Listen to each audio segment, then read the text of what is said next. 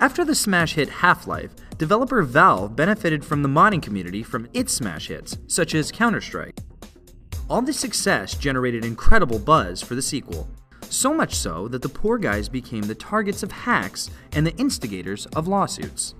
But after massive delays and a 6-year development cycle, at last it was time to unleash their latest product onto the world. The industry has never been the same since.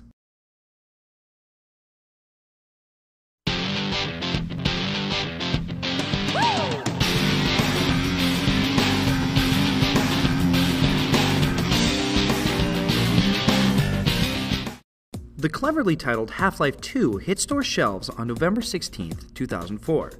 Coincidentally, this was only a week after another highly anticipated science fiction first-person shooter that began with HAL, Halo 2.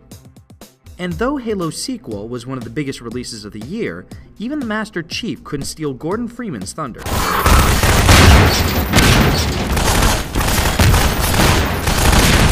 After all, Half-Life 2 had broken new ground even before it was released.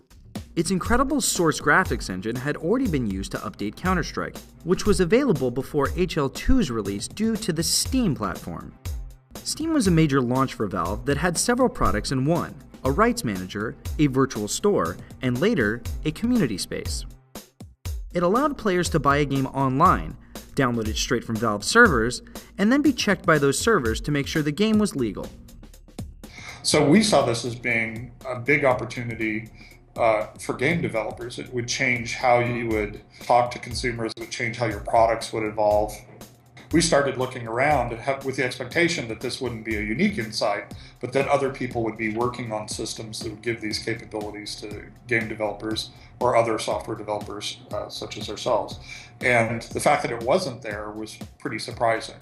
And we found a local group of developers who'd started thinking about that. And so we brought those guys in-house and they became the kernel of the Steam team. I think pretty much all of those guys ended up leaving over the next 12 to 24 months. So it might not have been the smartest way to get that. Steam even let players download the game's content before the launch date. They couldn't play the game until launch day, but once midnight rolled around, they could start playing immediately. No further download required. It represented one of the gaming industry's first major pushes into the digital distribution sector, in which Valve doesn't have to pay a publisher for their services, and thus retain a higher profit margin.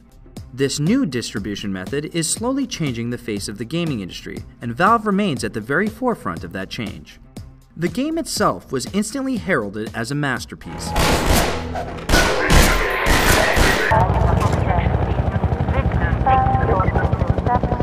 Oh, and before I forget, I think you dropped this back in Black Mesa. This is the Freeman. The Combine's reckoning has come.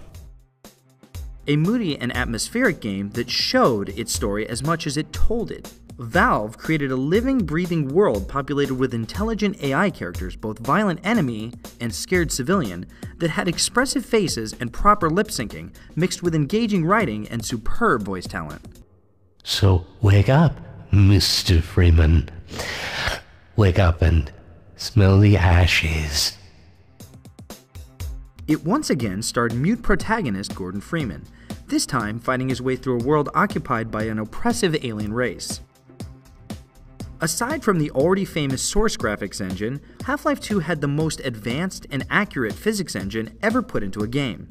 This allowed HL2 to have a number of physics-based puzzles, which allowed the developer to break up the combat sections for a finely paced experience.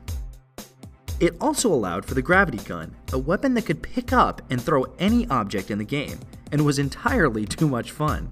Valve then surprised gamers by giving them even more content after the game was released. Those who bought Half-Life 2 already got Counter-Strike Source for free, but later were given Half-Life 2 Deathmatch and the tech demo Half-Life 2 Lost Coast out of the goodness of Valve's heart. Lost Coast even featured a developer's commentary feature, an industry first. We were particularly happy with the vertical cliffside in Half-Life 1 and regretted that we didn't iterate further on that concept in Half-Life 2. And once again, Half-Life 2 was modder friendly. Steam would eventually go on to host mods as well as official products, many of which show off the power of Half-Life 2's code even years later.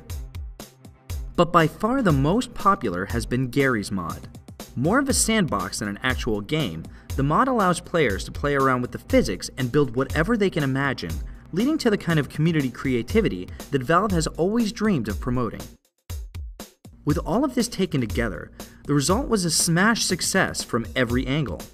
Critics loved it, modders adored it, and buyers bought it in droves. Valve had managed the impossible a second time. It would eventually come to the Xbox, Xbox 360, and PS3, thus bringing one of the PC's stalwarts to the console world. Like its predecessor, Half-Life 2 has gone on to be one of the best-selling and most influential games of all time. But Valve didn't want to have to wait 6 years before releasing another game. And so the company once again left the safe, established path behind and set out to change the very way that they made games. Tune in next time to see how Valve went from making games to episodes.